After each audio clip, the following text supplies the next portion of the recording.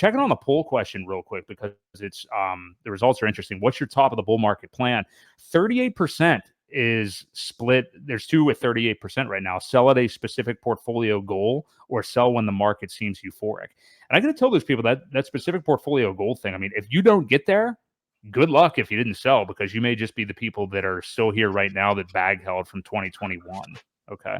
So, and then 24% are saying hold through and plan for future cycles, which I find that to be amazing. That people don't want to sell at all. I know you're a little familiar with that, Ewok. But yeah, what do you make of these results?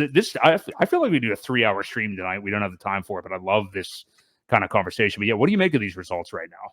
Well, I find it interesting a little bit. I think people are going to get caught with their pants down like they always do, like I always do, because the feeling, again, back to what I said earlier, the feeling is so euphoric that you kind of forget that it will end. It will end. And I think greed plays a portion into that too. When you're down for so long, for 3.5 years, you're down and finally see movement, and you talk yourself out of taking a little bit of profit. Man, what if it just goes up another 5 pennies? I could have X amount more. Greed gets in the way when that euphoria is taking over, and if you don't have a plan, you're going to miss a lot of it, because you do have these pullbacks, right? They do mess with your mind as well. So you're going to see it run up, and then you're going to see a 50% drawback, and you're going to see it run way up again.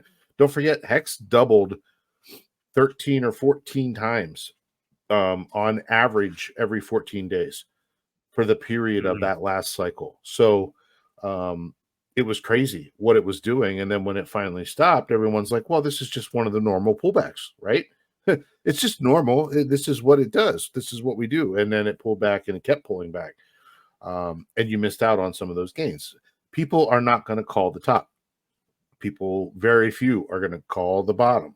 Very similar. So that's why having a plan is so important. When I get to a certain point, I want to take 10% off the top or 20% off the top.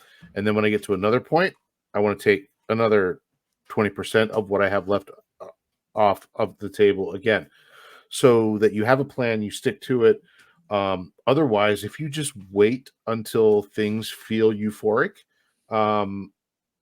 they're gonna continue to feel euphoric until it's way too late and you've missed, a lot of the gains that you probably could have taken. So for those who are saying, I'm not selling this cycle, I'm holding, there's probably a lot of young people out there that are okay doing that and completely okay. I do see a future in a lot of this stuff. So nothing wrong with that. But wouldn't it be nice, though, to take a little off the top and save it to buy back on the next downturn? Even if it's maybe you don't catch the top and you go, 70% of the way up, and it comes way screaming down past that later, and you just have it sitting there and holding, you can buy back in a lot more of your position. So, if you're going to be around long term, still have a plan, right? I mean, that's not saying take it out, buy a house, go buy a Lambo, buy some silly toys, a jet ski and boats and stuff like that. That's not what I'm saying at all.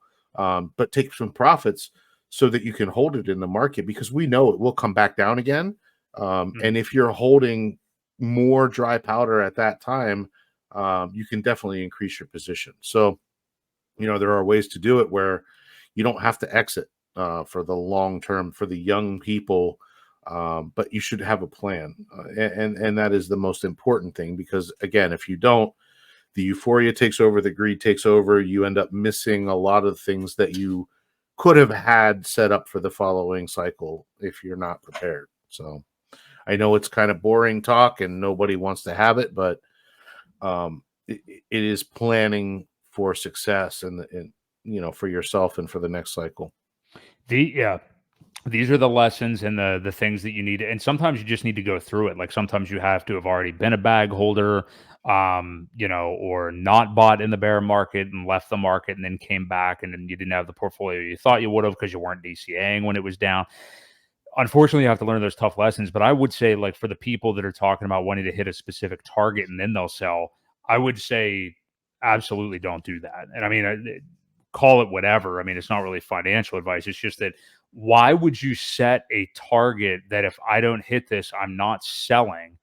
I mean, as long as you know, if in your thesis, if you're okay riding it down, I'd plan for 95%. I mean, like, Yeah. who knows if it goes that far?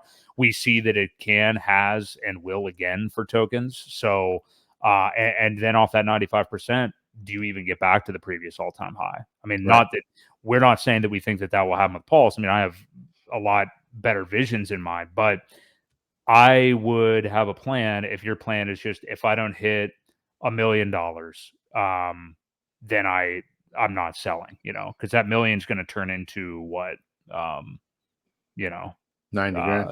yeah, 90 grand eventually. So, I would say to have a plan in place. That's why I would be looking for more. So, like, what's happening in the market, and then obviously, this doesn't have to be like I click one button and I'm out. Number one, you're dealing with like slippage and all kinds of things that you can hurt Yeah. yourself.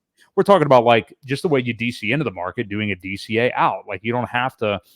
That's the way to do things rationally, to where you feel comfortable with your decision. I mean, yeah, you're always going to have those moments where we've all of us here have over the last 3 years DCA'd into the market only to wake up and it's 20% lower the next day. I mean, like, Yeah. that's gonna happen. But if your plan is a 2, 3, 4, 5, 6 year plan or something or more, it's not gonna matter. Well, it's the same way if you DCA out of the market. It's like, okay, well, I only took 10% of my portfolio out. There could still be another 6 months in this market. I just have to be happy with this decision. And if Pulse skyrockets more after this, at least I still have, money in there. You know what I mean? Yep. So